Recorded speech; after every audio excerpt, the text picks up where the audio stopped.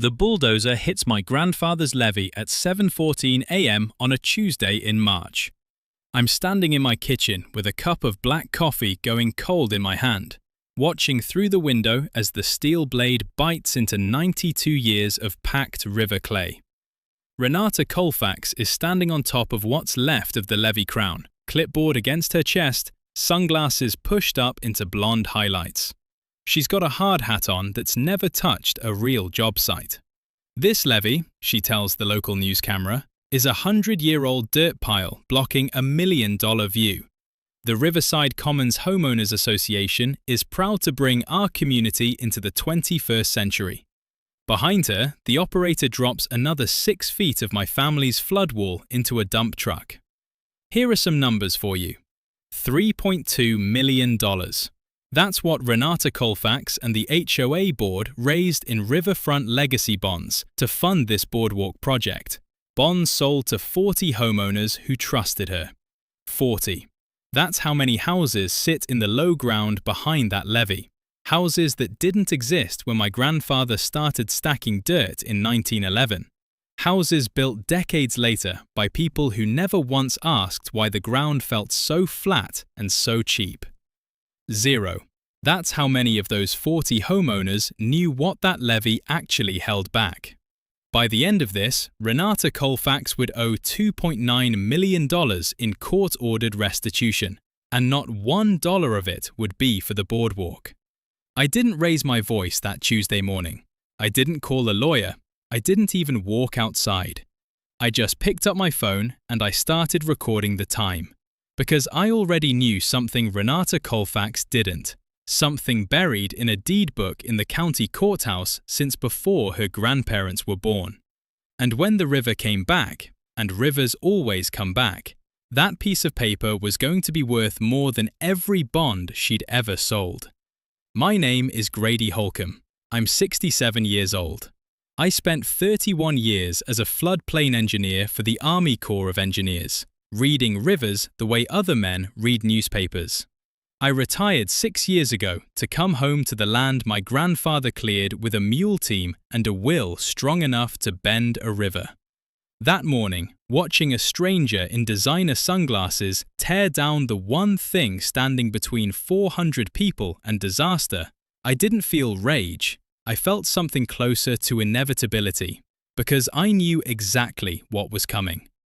I just didn't know yet how good it would feel to watch it arrive.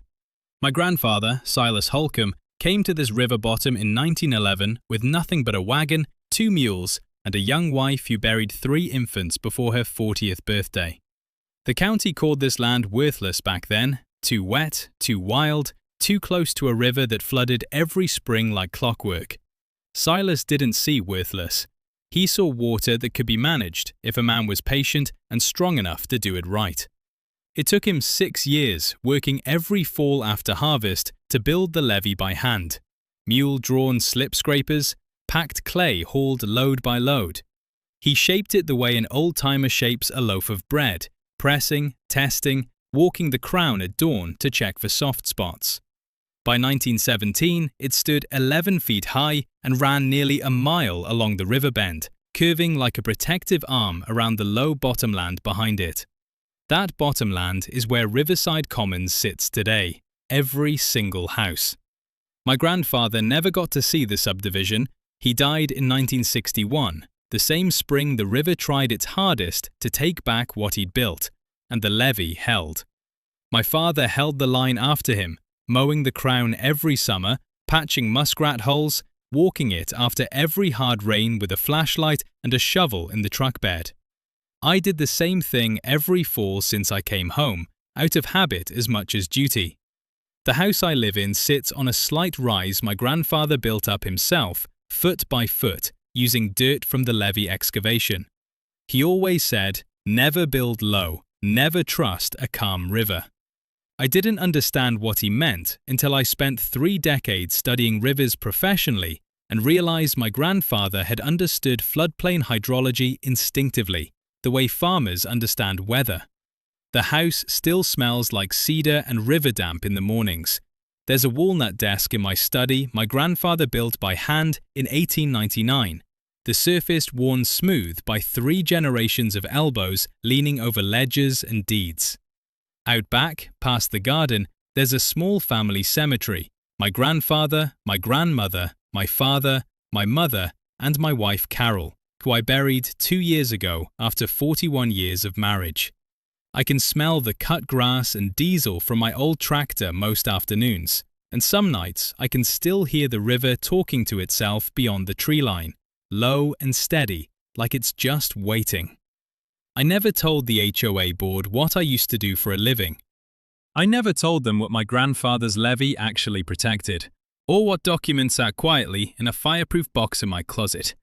As far as Riverside Commons was concerned, I was just the quiet old man on the hill with the overgrown yard and the no solicitors sign. Someone who didn't attend meetings and didn't answer surveys. That suited me fine. Renata Colfax, on the other hand, wanted everyone to know exactly who she was. She'd been HOA president for 4 years, ever since her husband's construction company, Colfax Premier Builders, finished the last phase of Riverside Commons. She drove a white Range Rover with a vanity plate that read RV or View. She wore designer blazers to HOA meetings, held in a clubhouse that still smelled like fresh drywall, and she carried a clipboard everywhere like a badge of office, even to walk her dog. The first time I ever spoke to her, she was standing at the end of my driveway with that clipboard, examining my fence line like it owed her money. "Mr. Holcomb," she said, flashing a smile that didn't reach her eyes. "We're revitalizing the whole riverfront corridor. Modern boardwalk, string lighting, maybe a little cafe. It's going to triple property values out here." "That levee's been there since 1911, I told her. "It's not decoration." She laughed, actually laughed, and tapped her pen against the clipboard. "Mr. Holcomb, nobody floods anymore. We have engineers for that now." I just nodded and I went back inside, and I started making phone calls that weren't to her. 3 days after the bulldozer took the crown off my grandfather's levee, a fine showed up in my mailbox. Tuesday, 2:47 p.m. I remember the time because I'd just come in from checking the fence line and the mail truck was still pulling away when I opened the box. Inside was a certified letter from Riverside Commons HOA, printed on the same cream letterhead they used for pool schedules and holiday potlucks. Violation notice. Unauthorized structure encroaching on common area, Riverwalk corridor. Fine, $1,200. Remedy, remove structure within 30 days or HOA will remove at owner's expense. The unauthorized structure was the levee itself, my grandfather's levee, the one his grandmother's construction company had just spent 2 weeks bulldozing down to nothing. I read it twice, standing in my driveway, and I felt something go very still and very quiet inside my chest. 31 years reading river data taught me one thing above everything else. When something doesn't add up, you don't react, you document. So that's what I did. I photographed the letter, front and back, with a timestamp app on my phone. I photographed the postmark. I drove into town that same afternoon and pulled a recorded plat map for Riverside Commons at the county clerk's office. A woman named Patsy Loomis, who'd known my father and remembered my grandfather's name from old flood control records. "Grady Holcomb," she said, smiling behind the counter. "Your granddaddy's levee. I remember when they graded the Riverwalk. Shame, really. Patsy, can you pull me the original 1911 deed filing for the Holcomb tract? And anything cross-referenced with a water easement?" She raised an eyebrow but didn't ask why. Small towns work that way, when people trust each other. While she searched, I drove to the HOA clubhouse and requested, in writing, hand-delivered, with a signed receipt, a copy of whatever legal authority the board had used to enter my property and remove a structure that predated the HOA's covenants by 73 years. I got my answer 4 days later. Another certified letter. This one said the HOA board had determined, pursuant to Section 4.3 of the Declaration of Covenants, Conditions and Restrictions, that all unimproved earthworks within the community were subject to board discretion for removal and improvement. There was just one problem. The levee wasn't inside the HOA's platted common area. It sat on a 60-foot strip of land my grandfather had specifically carved out and retained title to in 1911, decades before Riverside Commons existed. Decades before there was a declaration of anything. I confirmed that fact face-to-face on a Thursday afternoon, standing at the edge of what used to be the levee crown, now flattened dirt with survey stakes and orange flags marking out boardwalk footings. Renata Colfax was there with 2 contractors and her clipboard, directing where the next section of decking would go. "Mr. Holcomb," she said, not looking up, "I hope you got our notice about the encroachment fine." "I did," I said. "You might want to check who actually owns the ground you just bulldozed." That got her attention.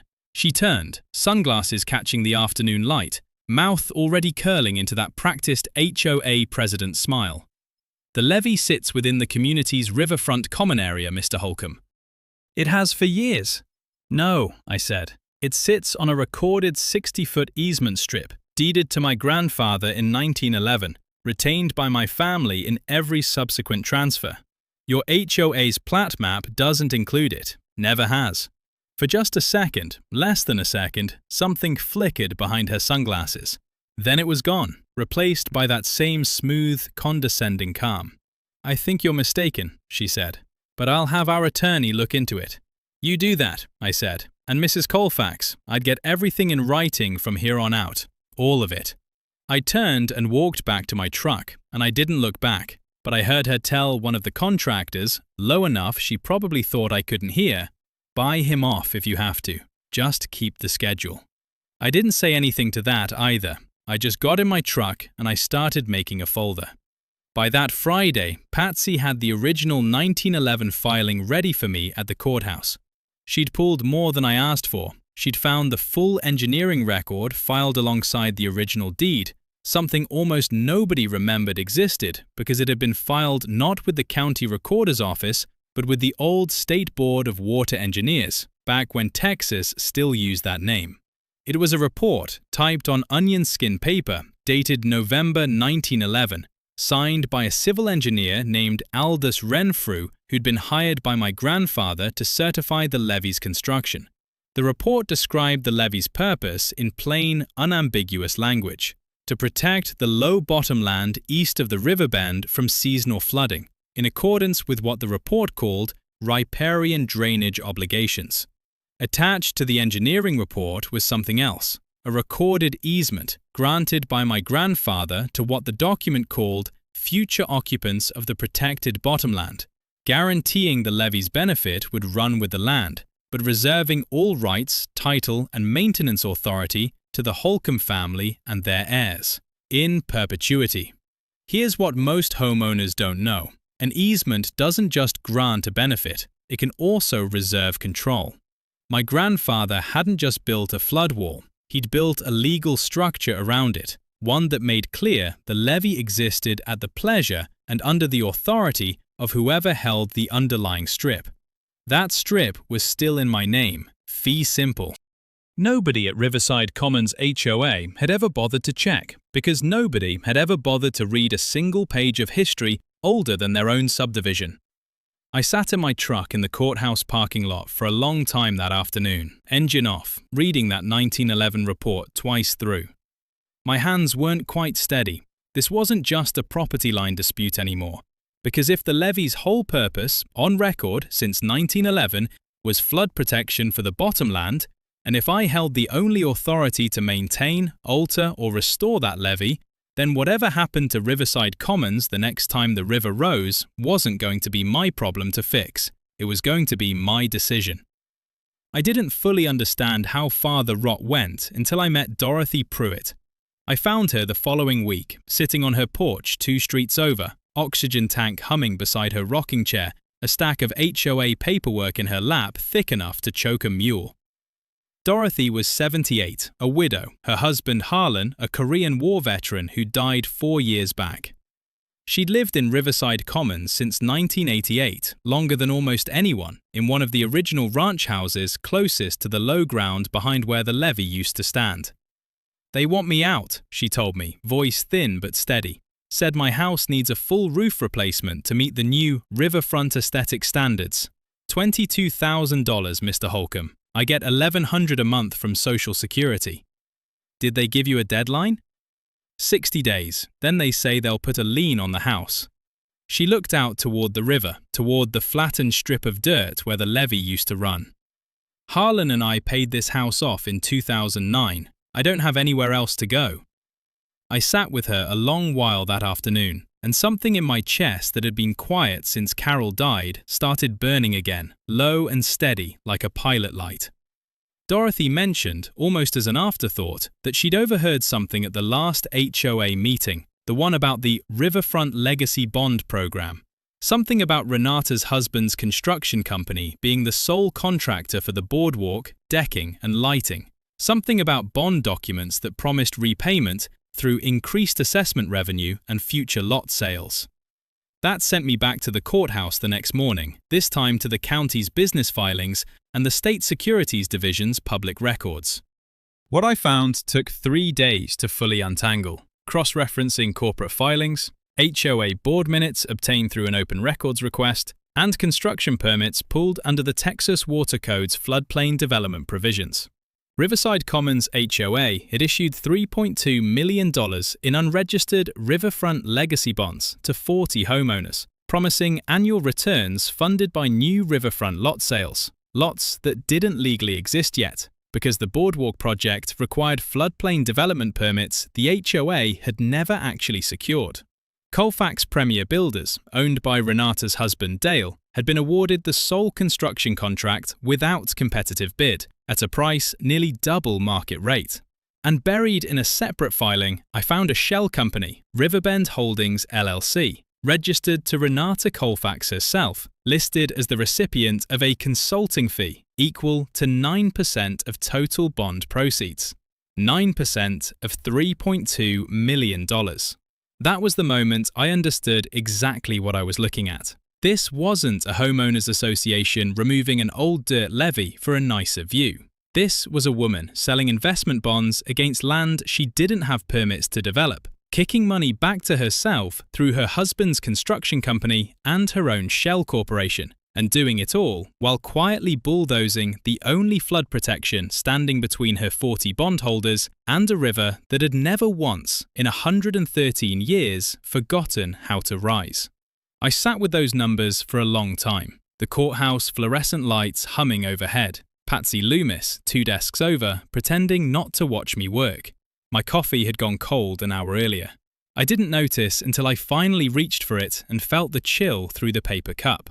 31 years of reading river data had taught me to trust patterns over instinct, and this pattern was as clear as a hydrograph spiking before a flood surge. Money moving in a circle, always ending up back in the same 2 pockets. I drove straight to Dorothy's that evening, the folder heavy on the passenger seat beside me. She was still on her porch, oxygen tank humming its same steady rhythm, a glass of sweet tea sweating rings onto the side table. "You look like a man who found something," she said, before I'd even gotten out of the truck. I did.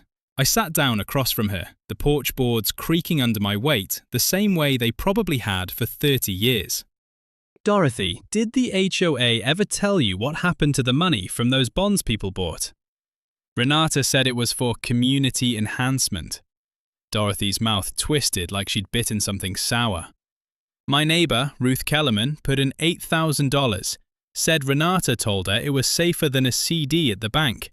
Guaranteed returns." "There's no such thing as guaranteed returns, Dorothy. Not on unpermitted riverfront lots." She was quiet a moment, rocking slow, oxygen tank ticking with each breath. "Harlan used to say, trust but verify. Reagan said it first, but Harlan lived it. I should have asked more questions." "You shouldn't have had to," I said. "That's what a board's supposed to be for." Word moves fast in a small subdivision, faster than any river ever could. By the next morning, half of Riverside Commons seemed to know I'd been asking questions at the courthouse. I got 2 calls before noon, one from a man named Pete Ansois who'd bought $12,000 in bonds and wanted to know, voice tight with barely controlled panic, whether his investment was still solid. Another from a young mother, Beth Traynor, who'd just closed on one of the new riverfront lots and was already 3 payments into a construction loan for a house that, according to the floodplain permits I'd pulled, legally couldn't be built yet. I didn't have answers for either of them, not yet. What I had was a folder getting thicker every day, a certified mail receipt log growing longer, and a quiet, settling certainty that whatever came next wasn't going to be decided at an HOA meeting. It was going to be decided by the river. And rivers, unlike homeowners associations, never once in my 31 years of studying them ever bothered asking permission. The trail camera caught it at 11:38 p.m. on a Wednesday, the timestamp burned into the corner of the footage in stark white numbers. I'd mounted the camera on an old fence post 2 weeks earlier, right after Renata Colfax's attorney sent a curt letter claiming the HOA disputed my easement rights and intended to proceed with Phase 2 improvements regardless of pending title questions. I knew what that meant in plain English. It meant they were going to keep bulldozing and let the lawyers sort out who owned what after the fact. So I did what my grandfather would have done. I posted the property. Metal signs, 18 inches by 24, bolted to fence posts every 50 feet along the easement strip. Private property. No trespassing. Texas Penal Code, Section 30.05. I filed a formal notice of trespass with the county sheriff's office on record with a copy hand-delivered to the HOA's registered agent. And then I waited, because I already knew Renata Colfax wasn't a woman who waited for anyone.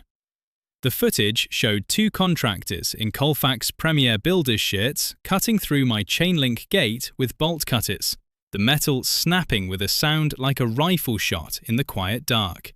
Behind them, Renata herself stood in the glow of a truck's headlights, clipboard tucked under one arm, directing them toward the fence line that separated the easement strip from my family's cemetery. "Just grade a path through here," she told them, her voice carrying clean across the still night air. "We need equipment access for the amphitheatre footings. Nobody's going to notice a few feet of dirt." A few feet of dirt. That's what she called the ground where my grandfather, my grandmother, my father, my mother, and my wife Carol were buried. I watched that footage 4 times before I called anyone. My hands were steady by the 3rd viewing. By the 4th, something in me had gone very cold and very clear, the way the river gets in January, right before the ice sets. I want to tell you I felt only anger. That would be a lie. What I felt first, watching those headlights sweep across the little wrought iron fence around Carol's grave, was something closer to grief reopening. The wound never quite healed, pulling apart again at the stitches. I hadn't visited her grave in 3 days, caught up in courthouse filings and Dorothy's paperwork, and some old guilty part of me wondered if that absence was somehow an invitation for a bulldozer to get that close to where she rested. I drove out there myself the next morning, before sunrise, coffee untouched on the porch rail behind me. The grass was wet with dew, cold against my boots. I stood at the little iron fence a long time, reading Carol's name on the stone, the dates, the small carved dove my father had chosen for his own wife's marker 40 years earlier, and that I'd chosen again for mine. "I don't know if I've got the stomach for a real fight anymore," I told her, quiet, the way I still talk to her most mornings. "I'm 67 years old. I buried you 2 years ago, and I still don't know what I'm supposed to be doing with the years I've got left." The river answered instead, low and steady beyond the tree line, the same sound it had made every morning of my life. I stood there until the sun came up, orange behind the cottonwoods, and by the time it cleared the treetops, I'd made up my mind. Dorothy Pruitt's roof lean came due that same week, on the anniversary of her husband Holland's death. I know that wasn't an accident. I'd seen the board minutes. Renata had specifically moved the vote up on the calendar over the objection of one dissenting board member, a retired teacher named Frank Aldreet, who quietly slipped me a copy of the minutes afterward, disgusted enough by what he'd watched to risk his own seat on the board. A process server showed up at Dorothy's door on that anniversary, oxygen tank humming behind her, a folded copy of the lien notice held out like a subpoena. She told me later her hand shook so badly opening it that she dropped her reading glasses on the porch and cracked one lens. $22,000, Grady, she said when I came by that evening. Filed the same day, Holland's been gone 4 years. You think that's a coincidence? No, I said. I don't. That was the moment I stopped thinking about this as a property dispute and started building a case. Here's what most homeowners don't know. A homeowners association filing a lien for cosmetic aesthetic compliance violations, absent a documented health or safety hazard, runs directly against Texas Property Code Section 209.006, which requires HOAs to provide specific notice and a reasonable opportunity to cure before any lien attaches. And Dorothy had received exactly 9 days' notice on a 60-day-old violation, buried in paperwork designed to confuse an elderly widow rather than inform her. I spent the next 2 weeks building what I came to think of quietly as the folder. Not evidence for a lawsuit exactly, evidence for something bigger, something that would let the system do what needed doing without me lifting a single illegal hand against anyone. I filed a formal criminal trespass complaint with the county sheriff's department, attaching the trail camera footage, time-stamped and notarized. I contacted the county floodplain administrator, a careful, unhurried man named Curtis Ebbing, and requested a records review under the Texas Water Code, specifically Section 16.236, governing floodplain development permits, because Riverside Commons HOA had never once, in 18 months of grading, filed for the required permit to alter drainage patterns in a mapped flood hazard area. Curtis pulled the file himself and confirmed it in writing. No permit had ever been issued. None had even been applied for. I contacted the Texas State Securities Board and filed a formal complaint regarding the Riverfront legacy bonds, citing the Texas Securities Act's registration requirements, attaching copies of the bond offering documents Dorothy and Pete Answar had both kept in their files, plus the Riverbend Holdings LLC filing linking Renata Colfax to a 9% consulting fee on bond proceeds she'd never disclosed to a single bondholder.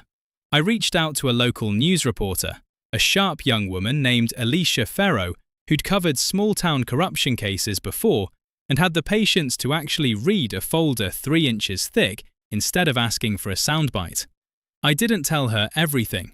I told her enough to make her curious, and I let her do her own digging, because a story stands stronger in court and in public opinion when it's built by more than one set of hands.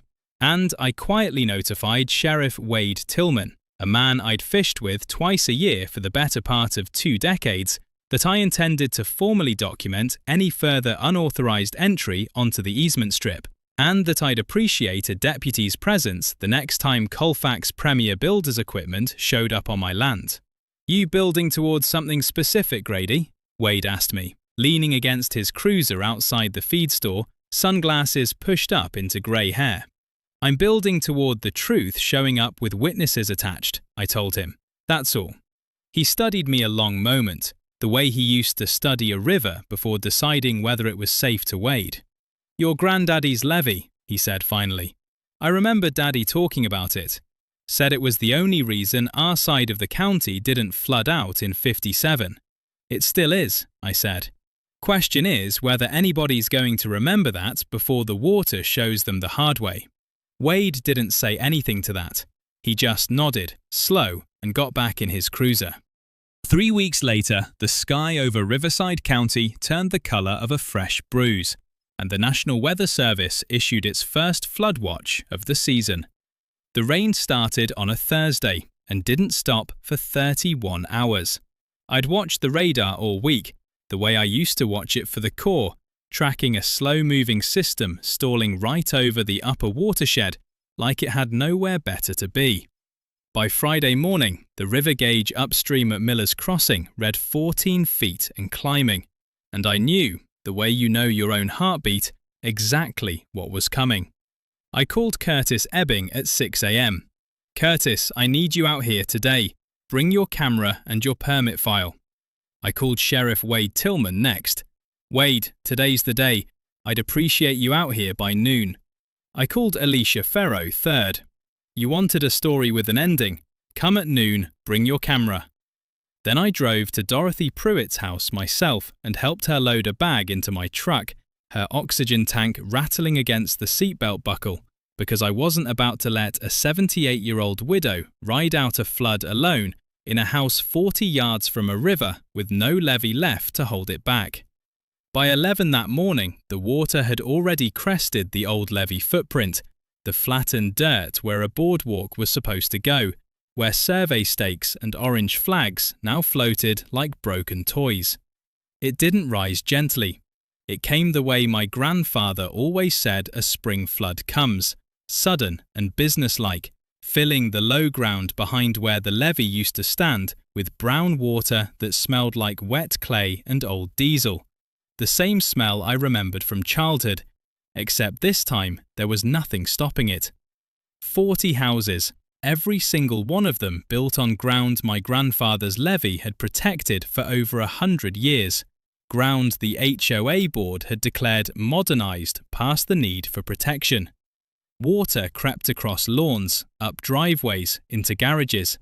I watched it from the rise where my own house sat, dry, exactly where my grandfather had built it up, foot by foot, 90 years earlier. Never build low, never trust a calm river. Renata Colfax arrived at her own subdivision's edge at 12:15 p.m., Range Rover splashing through 6 inches of standing water on what used to be Riverfront Court, clipboard still tucked under her arm like a talisman that had stopped working.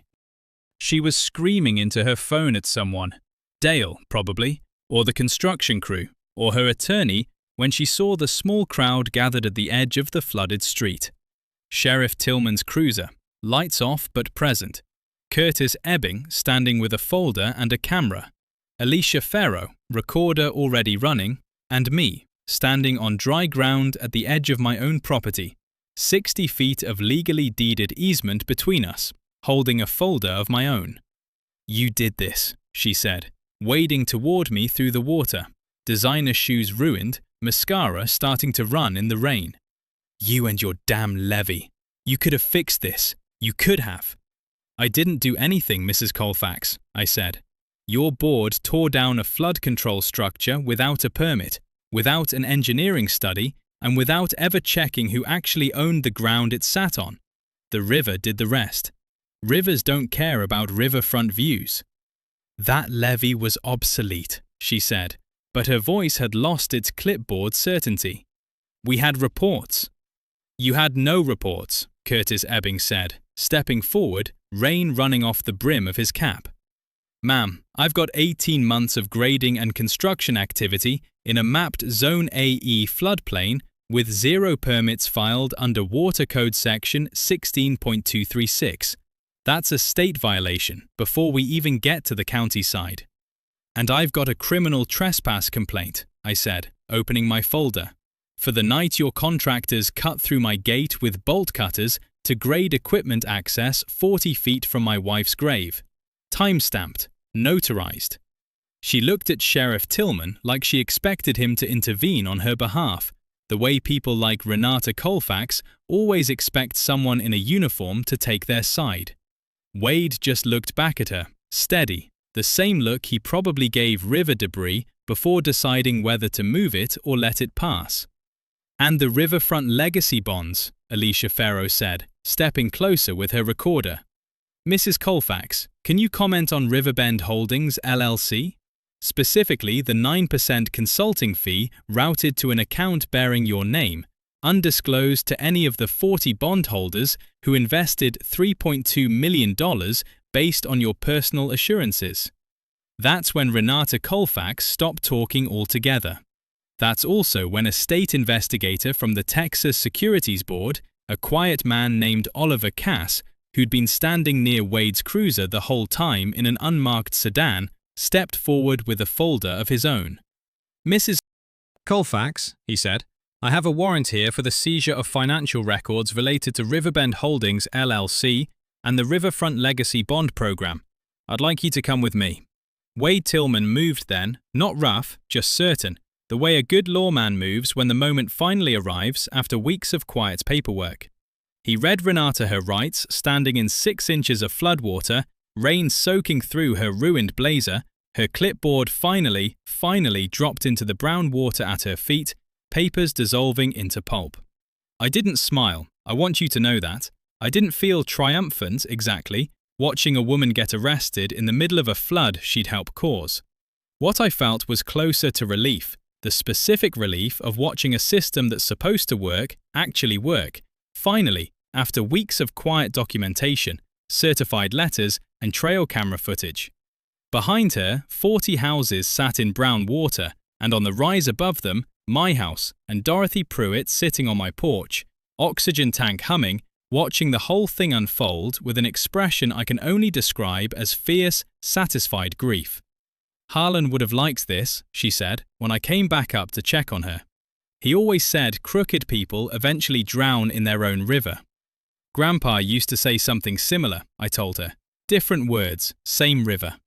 The trial took 8 months. I want to give you the numbers plainly because numbers are the only language people like Renata Colfax ever really respected.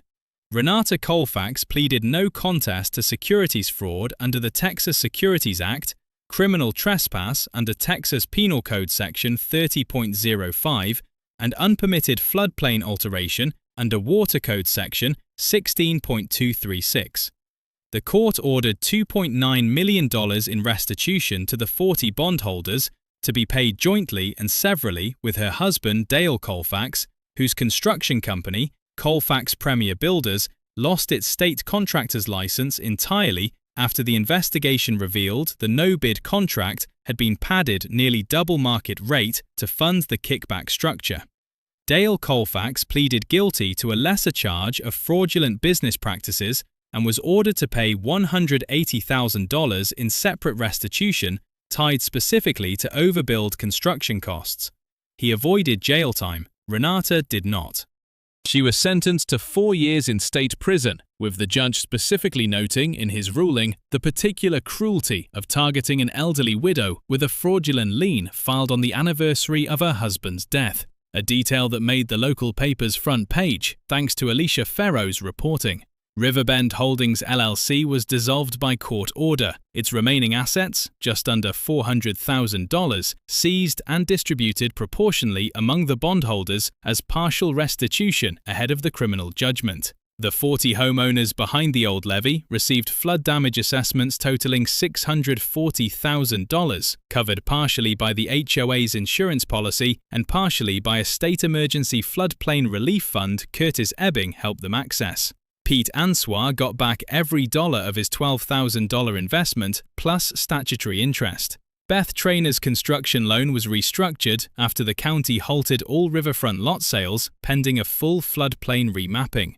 Dorothy Pruitt's lien was voided entirely, ruled invalid under Texas Property Code Section 209.006 for improper notice, and the HOA, under new leadership, issued her a formal written apology alongside a $5,000 goodwill payment toward her roof, though I'd already quietly covered the actual repair myself the week after the flood and told her not to argue about it. At the next annual HOA meeting, held in a clubhouse that finally smelled like fresh coffee instead of new drywall, the remaining homeowners of Riverside Commons elected a new board president. Dorothy Pruitt, oxygen tank and all, took the gavel with a hand that didn't shake at all. I rebuilt the levee that fall, working with a state-certified engineer this time, using modern materials layered over my grandfather's original clay core, because some things deserve updating and some things never do. Dorothy came out most Saturday mornings to watch, sitting in a folding chair at the edge of the easement, oxygen tank humming steady beside her, calling out encouragement to the excavator operator like she was managing the whole operation herself. "Your grandfather would be proud," she told me, the day we finished packing the final section of crown. "He'd probably just check for soft spots," I said, and she laughed, a real laugh, the first I'd heard from her since Harlan died. I visit Carol's grave every morning now, coffee in hand, the little iron fence undisturbed, the ground around it settled and quiet. I tell her about the levee, about Dorothy's new gavel, about the river doing exactly what rivers have always done, rising, testing, and eventually respecting whatever's strong enough to hold the line. Here's what I learned watching all this unfold. Read every deed before you dismiss a 100-year-old structure as obsolete. Document everything, quietly, long before you ever need to use it. The system works when ordinary people insist on giving it real evidence instead of just outrage.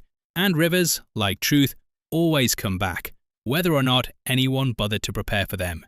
Last month, a man from a development company 2 counties over showed up at my gate asking questions about water rights on a different stretch of river my grandfather's cousin once owned. He had a clipboard too. I told him the same thing I told Renata Colfax the first time she ever stood at the end of my driveway. That levee's not decoration. He didn't laugh, but I could tell, watching him drive away, that this wasn't over yet. I watched his taillights disappear around the bend where the county road curves back toward the highway, and I stood there a long moment in the gravel, listening to the cicadas start up their evening racket in the cottonwoods. Dorothy was on my porch when I walked back up, a fresh pitcher of sweet tea sweating on the table between 2 glasses she'd apparently decided we were going to use. She'd taken to coming by most evenings since the election, said the walk did her lungs good even with the tank. Said it beat sitting alone in a house that still had HOA paperwork stacked in a drawer she couldn't bring herself to throw away yet. Who was that? She asked, pouring tea like she already owned the pitcher. Fella from a development outfit, Barrow County, up past the Kellerman place. Wanted to know about water rights on the old Pruitt Cousins stretch. Pruitt with 2 T's, not Pruitt with an I, she said and grinned. No relation, before you ask. Holland used to joke about that every time somebody mixed us up at the DMV. I sat down across from her, the porch boards creaking that same familiar way, and I found myself telling her more than I'd told anyone since the trial ended, about the way the developer's eyes had moved over my fence line the same calculating way Renata's once had, cataloguing rather than seeing, assessing worth instead of history. They never learn, Dorothy said, shaking her head. Or maybe they do learn, and they just bet the next old man won't have kept his paperwork. That's usually a safe bet, I admitted. Most people don't. You're not most people, Grady Holcomb. She said it plainly, no flattery in it, just fact, the way she might have observed the weather. Neither was your grandfather, from what I hear. Man builds a levee by hand with 2 mules and enough foresight to file the deed right, he's not most people. We sat with that a while, the tea sweating, the cicadas working themselves up into full evening chorus, the river running low and easy beyond the tree line, calm now, the way it always went after making its point. Word had spread through what was left of Riverside Commons faster than the floodwater had. Pete Ansois stopped me outside the feed store 2 days later, shook my hand longer than necessary, told me his youngest was thinking about studying civil engineering now, on account of what you did with all that paperwork, Mr. Holcomb. Beth Traynor sent a card, simple and handwritten, thanking me for testifying at the restructuring hearing, saying her new house, set 18 inches higher per the updated floodplain code Curtis Ebbing had pushed through, finally felt like something built to last instead of something built to sell. Frank Aldreet, the old board member who'd slipped me those minutes, found me at the hardware store buying fence wire and shook my hand with both of his. Should have spoken up sooner, he said. Guess I figured somebody else would. Somebody usually does, I told him. Eventually, questions whether the water gets there first. He laughed at that, but it was a tired laugh, the kind men our age give when they recognize a truth they'd rather not have needed teaching.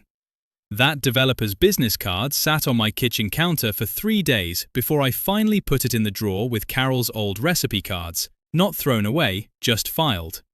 Waiting, the way everything worth keeping eventually needs to wait its turn.